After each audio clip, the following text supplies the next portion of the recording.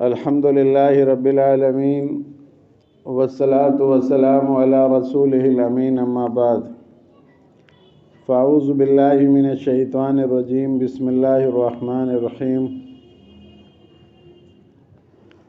سبحان الذی اسریٰ بعبدہ لیلا من المسجد الحرام الی المسجد الاقصی۔ میرے بھائیوں، ہر نبی کو اس کی شان اور مرتبے کے مطابق معراج نصیب ہوئی۔ جیسے حضرت ابراہیم علیہ السلام کی معراج نمرود نے جو آگ جلائی تھی اس میں ہوئی، اور سلیمان علیہ السلام کی معراج ان کے ہوائی تخت پر ہوئی، اور موسیٰ علیہ السلام کی معراج کوہ طور پر ہوئی، یوسف علیہ السلام کی معراج کنویں میں ہوئی، یونس علیہ السلام کو معراج مچھلی کے پیٹ میں ہوئی۔ شہنشاہ کائنات حضرت محمد مصطفیٰ صلی اللہ علیہ وسلم وہ عظیم پیغمبر ہیں جن کو معراج عرش عظیم پر ہوئی۔ میرے بھائیوں، اللہ کے رسول صلی اللہ علیہ وسلم مکہ میں ام ہانی کے گھر میں آرام فرما رہے تھے، مسجد حرام کے قریب۔ تو جبرائیل اور میکائیل علیہ السلام اور بہت سارے فرشتے آپ کے پاس آئے، اور گھر کی جو چھت تھی وہ پھٹی اور اس کے اندر سے فرشتے داخل ہوئے۔ آپ کو جگایا گیا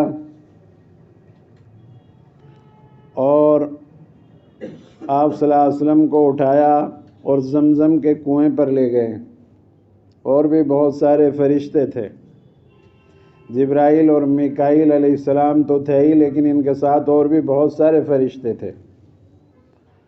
آپ صلی اللہ علیہ وسلم کو زمزم کے کنویں کے پاس لے کر گئے۔ رسول اللہ صلی اللہ علیہ وسلم نے ارشاد فرمایا کہ مجھے لے گئے اور میرا پھر سینہ چاک کیا اور میرے دل کو نکالا، اور میرے دل کو زمزم کے پانی سے دھویا گیا۔ اس کے اندر سے کچھ نکالا، کچھ ڈالا، اور پھر جو ہے اپنی اصلی حالت پر اس دل کو وہاں رکھ دیا گیا، اور پھر اس کو درست کر دیا گیا۔ اللہ تعالیٰ کے لیے کیا مشکل ہے میرے بھائیوں؟ اپنے رسول کا دل کو صاف کیا جا رہا ہے۔ اس کے بعد میں آپ کے لیے ایک براق سواری لائی گئی جو خچر سے ذرا چھوٹی تھی، اور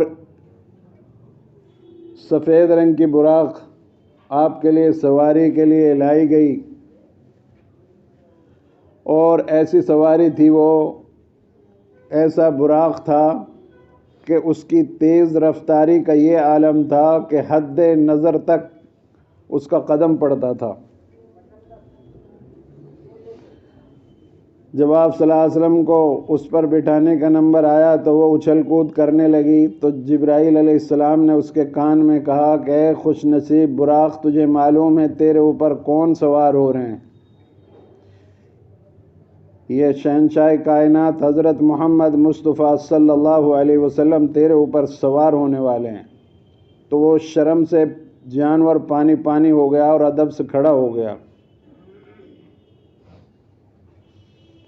پھر آپ صلی اللہ علیہ وسلم اس پر سوار ہوئے، اور آپ کے پیچھے جبرائیل علیہ السلام بھی بیٹھے، اور میکائیل علیہ السلام اور بہت سارے فرشتے آپ کے لیے آسمانوں سے اتارے گئے۔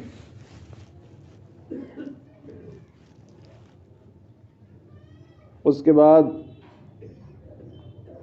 آپ سواری پر بیٹھے تو سفر کے اندر بعض عجیب واقعات آپ صلی اللہ علیہ وسلم نے دیکھے۔ آپ نے ارشاد فرمایا کہ جب ہم براق پر بیٹھے ہوئے تو ایک جگہ سے ہمارا گزر ہوا جہاں کھجوروں کے درخت بہت زیادہ تھے۔ جبرائیل علیہ السلام نے بتایا کہ یہ وہ جگہ ہے جہاں ہجرت کر کے آپ تشریف لائیں گے۔ میرے بھائیوں، جب آپ صلی اللہ علیہ وسلم مدینہ میں نہیں گئے تھے، اس وقت مدینہ بیماریوں کا گھر تھا۔ یثرب نام تھا اس کا، نام مدینہ منورہ نہیں تھا، یثرب بیماریوں کا گھر، بیماریاں وہاں بہت پکڑتی تھی انسانوں کو، فضا بہت خراب تھی۔ ہمارے نبی صلی اللہ علیہ وسلم کی شان دیکھیے کہ جب آپ وہاں تشریف لے کر آئے ہجرت کر کے تو اس کی فضا جو ہے شف و شفاف ہو گئی اور اس کا نام مدینۃ الرسول بن گیا۔ جتنا سکون اور جتنا امن اس شہر میں ہے اور جتنی نرمائی اس شہر کے اندر ہے اور جگہ نہیں ہے، یہ رسول اللہ صلی اللہ علیہ وسلم کی برکت ہے۔ میرے بھائیو، جب آپ کا وہاں سے گزر ہوا جہاں آج مدینہ منورہ ہے تو یہاں بہت زیادہ درخت تھے کھجوروں کے۔ جبرائیل امین نے بتایا کہ یہ وہ جگہ ہے جہاں آپ ہجرت کر کے تشریف لائیں گے۔ آپ صلی اللہ علیہ وسلم وہاں اترے اور آپ نے وہاں نماز ادا کی۔ اس کے بعد پھر آپ صلی اللہ علیہ وسلم آگے بڑھے اور ایک جگہ سے گزرے تو جبرائیل علیہ السلام نے بتایا کہ وہ جگہ ہے جہاں حضرت موسیٰ علیہ السلام سے اللہ کی بات چیت ہوئی تھی، ہم کلامی ہوئی تھی۔ آپ صلی اللہ علیہ وسلم وہاں بھی اترے اور آپ صلی اللہ علیہ وسلم نے وہاں بھی نماز ادا کی۔ پھر آپ صلی اللہ علیہ وسلم اور آگے بڑھے تو وہاں بھی جبرائیل نے بتایا کہ یہ حضرت شعیب علیہ السلام کا مکان ہے یہاں پر۔ حضرت شعیب علیہ السلام مدین کے رہنے والے اور حضرت موسیٰ علیہ السلام کے سسر، تو اس جگہ بھی حضرت جبرائیل نے کہا کہ یہاں آپ نماز پڑھ لیں۔ آپ صلی اللہ علیہ وسلم نے وہاں بھی نماز پڑھی۔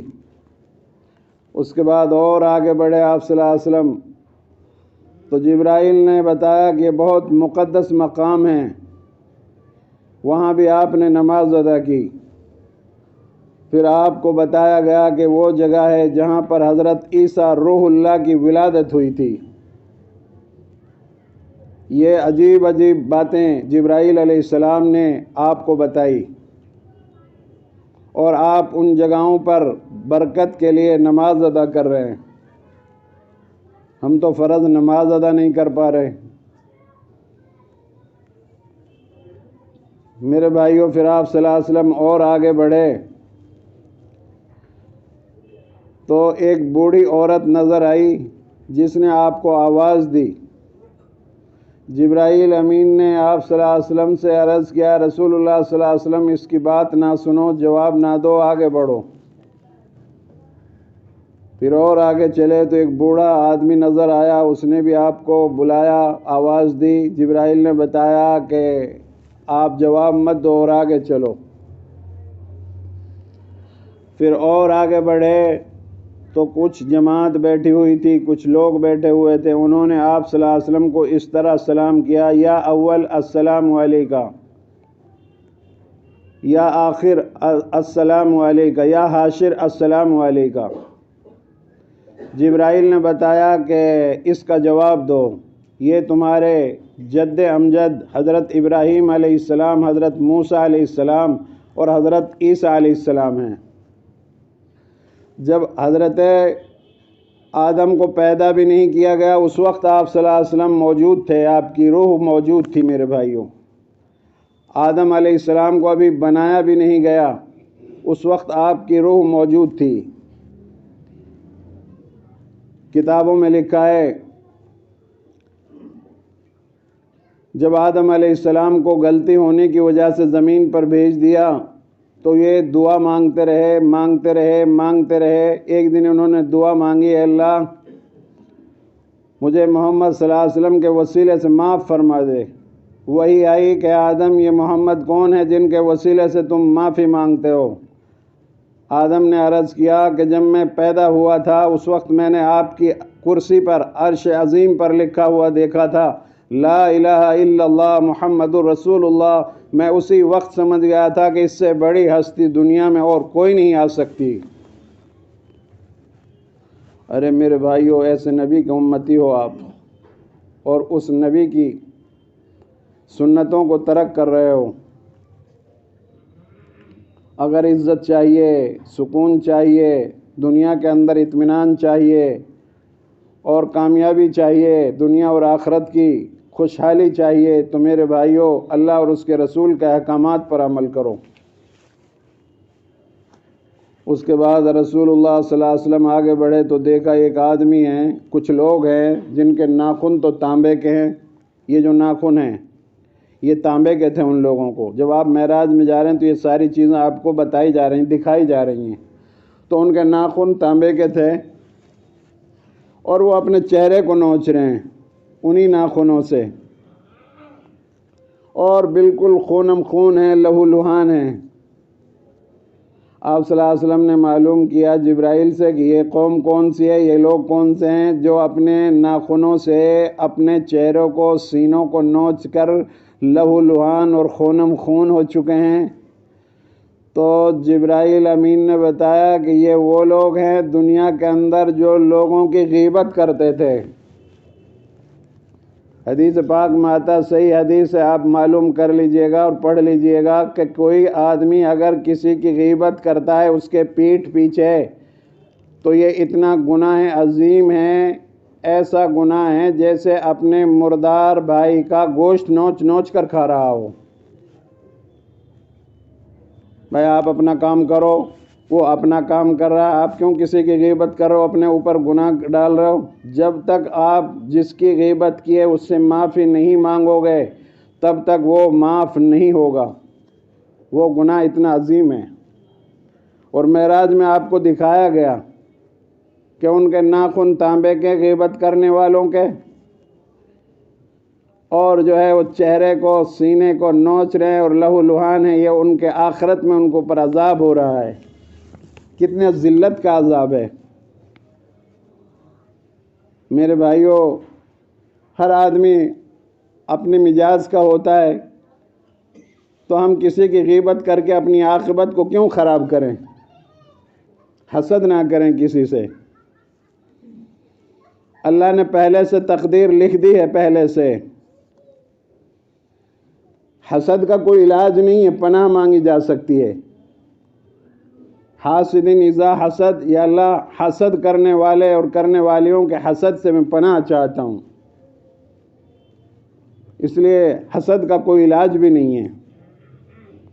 اللہ نے ہماری تقدیر پہلے بنائی تھی، جو تقدیر آپ کی لکھ دی، آپ کو اتنا ملے گا، آپ کو اتنا ملے گا۔ اب اس پر حسد کرنا یہ اللہ کے فیصلے پر اعتراض ہے۔ تو ہم لوگوں کی غیبت نہ کریں، وہ یوں ہیں، وہ یوں ہیں۔ ہمارا مشغلہ یہ ہے، ذکر کر لو اتنا، قرآن پڑھ لو اتنا، دینی مجلس میں بیٹھ لو اتنا، نیک لوگوں کی صحبت میں بیٹھو اتنا۔ آج بتایا جا رہا ہے کل آنکھیں بند ہو جائیں گی، پھر موقع نہیں ہوگا۔ آج توبہ کرنے کا وقت ہے، توبہ کریں۔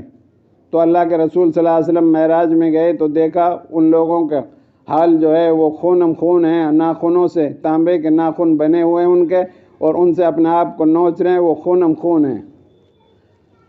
پھر آپ صلی اللہ علیہ وسلم نے دیکھا کہ ایک نہر ہے جس میں ایک آدمی تیر رہا ہے اور اس کے منہ میں پتھر کا نوالا ڈالا جاتا ہے، زبردست طریقے سے اس کے منہ میں ڈالا جا رہا ہے اور پھر باہر آ رہا ہے، پھر ڈالا جا رہا ہے۔ وہ اس کے ساتھ یہ معاملہ ہو رہا تھا تو رسول اللہ صلی اللہ علیہ وسلم نے معلوم کیا کہ یہ کون بندہ ہے، تو بتایا گیا کہ وہ آدمی ہے جو سود کھاتا تھا، سود کا نظام کو لے کر چلتا تھا۔ سود حرام ہے۔ قیامت کے دن جو آدمی سودی کاروبار کرتا ہے، سود کا پیسہ لے، سود کا پیسہ دے اور سودی پیسے سے کاروبار کرے، وہ قیامت کے روز ایسے اٹھایا جائے گا جیسے پاگل ہوتا ہے، پاگل آدمی، حواس باختہ، بالکل ہوش و حواس میں نہیں ہوگا، پاگلوں کی طرح ان کو اٹھایا جائے گا۔ جس گھر میں سودی نظام چلے گا، جس ملک میں سودی نظام چلے گا، وہ گھر، وہ جو ہے ملک ترقی نہیں کر سکتا۔ سود حرام ہے میرے بھائیوں۔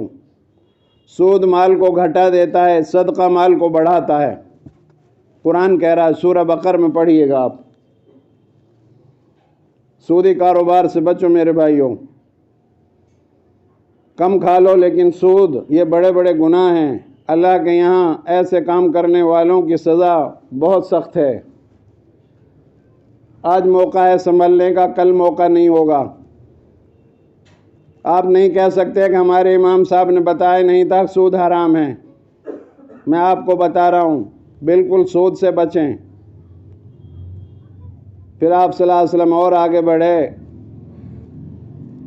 تو ایک قوم کو دیکھا کہ وہ کھیتی کو کاٹتی ہے اور ان کی کھیتی ابھی پوری کٹ جاتی ہے تو فوراً دوبارہ تیار ہو جاتی ہے۔ آپ نے ارشاد فرمایا جبرائیل یہ کون سی قوم ہے کہ ابھی انہوں نے کھیتی فصل کاٹی ہے پھر دوبارہ ان کی فصل یہ تیار ہے؟ تو جبرائیل نے بتایا یہ اللہ کے راستے میں جہاد کرنے والے لوگ ہیں۔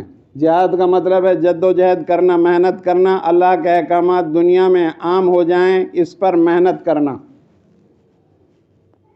اور بتایا جبرائیل نے کہ ان کی ایک نیکی 700 نیکی کے برابر ہے۔ یہ واقعات آپ صلی اللہ علیہ وسلم کو بھی دکھائے جا رہے ہیں۔ پھر اور آگے آپ بڑھے تو کچھ لوگوں کو دیکھا کہ ان کے سر اپنی اصلی حالت پر ہیں، صحیح ہیں، لیکن ان کے سروں کو پتھر سے کچلا جا رہا ہے۔ کتنا بڑا عذاب ہوگا میرے بھائیوں، کہنا بھی آسان، سننا بھی آپ لوگوں کو آسان اور مجھے کہنا آسان، لیکن سر کو پتھر سے کچل کر دیکھو کتنا زبردست تکلیف اور درد محسوس ہوگا، آدمی ختم ہو جائے گا۔ ان کے سر پتھروں سے کچلے جا رہے تھے، یہ عذاب دیا جا رہا تھا۔ پوچھا گیا جبرائیل سے حضرت رسول پاک علیہ الصلوۃ والسلام نے یہ لوگ کون ہیں؟ تو آپ صلی اللہ علیہ وسلم کو جبرائیل نے بتایا یا رسول اللہ صلی اللہ علیہ وسلم یہ وہ لوگ ہیں جو نماز میں سستی کرتے تھے۔ کتنے لوگ اذان ہوتی ہے گھروں میں بیٹھے ہوتے ہیں، مریضوں کو تو یہ ہے کہ وہ اپنے گھر میں نماز پڑھ سکتے ہیں، لیکن جو مریض نہیں ہیں، صحت مند آدمی ہیں، وہ سڑک پر بیٹھے ہوئے گپے مار رہے ہیں، اذان ہو رہی ہے، اذان کے بھی احترام نہیں کرتے، باتیں ہو رہی ہیں۔ ہونا تو یہ چاہیے تھا مؤذن جو کہہ رہا ہے وہی الفاظ ہم بھی دہرائیں۔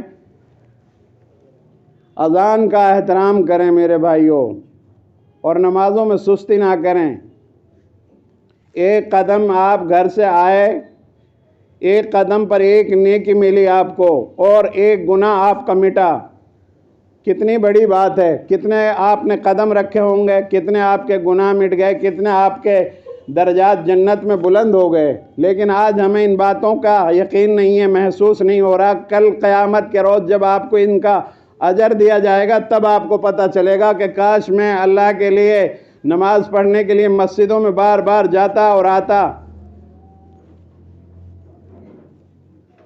حضرت نماز کی اہمیت ہمارے دلوں میں نہیں ہے میرے بھائیوں۔ ایک مرتبہ حضرت علی رضی اللہ تعالیٰ عنہ کو تیر لگ گیا کسی جنگ میں، صحابہ اس کو تیر کو نکالنا چاہ رہے تھے لیکن نکلتا نہیں تھا، درد بہت زیادہ ہو رہا تھا۔ جراح کو بلایا گیا، آپریشن کرنے والوں کو، ان سے بھی نہیں نکالا گیا، درد اور تکلیف بہت زیادہ بڑھ رہی تھی۔ پھر آپ کا نماز کا وقت ہوا، نماز کی نیت آپ نے باندھی تو لوگوں نے کہا کہ اب آپ ان کے جسم کے اندر سے، پیر کے اندر سے اس تیر کو نکال سکتے ہو۔ جراح نے نکال لیا۔ پھر حضرت علی رضی اللہ تعالیٰ عنہ نے نماز کے پڑھنے کے بعد سلام پھیرا اور دائیں بائیں خون پڑا ہوا دیکھا، معلوم کیا یہ کیا ہے؟ تو سب لوگوں نے بتایا کہ جو تیر آپ کا نکل نہیں رہا تھا، جب آپ نے نماز کی نیت باندھ لی تو اس کا آپریشن کر کے اس تیر کو نکال لیا گیا۔ تو حضرت علی رضی اللہ تعالیٰ عنہ نے فرمایا کہ اوہو مجھے تو پتہ ہی نہیں چلا۔ ان کی یہ نماز تھی میرے بھائیوں، اور آج ہماری نماز ہے۔ اندازہ لگاؤ ہماری نماز اور ان کی نماز برابر ہو سکتی ہے؟ امام صاحب نے رکوع لمبا کر دیا تو آپ کو تکلیف، سورت بڑی پڑھ دی تو آپ کو تکلیف۔ میرے بھائیوں ہمیں پڑا رہنا پڑے گا ویران چٹیل میدان میں۔ آنے والا ہے وقت، بہت دور نہیں ہے، بہت قریب ہے۔ سنبھل جاؤ، اپنی زندگیوں کا رخوں کو بدل لو۔ میرے بھائیوں یہ معراج کا واقعہ میں نے آپ کو بتایا، ہم لوگ برائیوں سے بچیں۔ یہ تو میں نے تھوڑا سا آپ کو سفر کا بتایا، اس کے بعد کا جو واقعہ ہے آئندہ جمعے میں بتاؤں گا۔ میری آپ سے یہ درخواست ہے کہ آپ نمازوں کی پابندی کرو، قرآن مجید کی تلاوت کرو، صدقہ خیرات کرو، توبہ اور استغفار کرو، جھوٹ سے بچو۔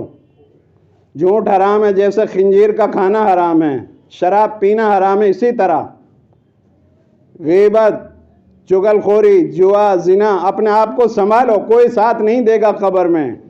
یہ دوست جو آپ لے کر بیٹھو چاروں طرف اپنے، یہ کوئی سب ساتھ چھوڑ دیں گے۔ آپ کے ساتھ آپ کا عمل ہوگا، نیک کام ہوں گے آپ کے۔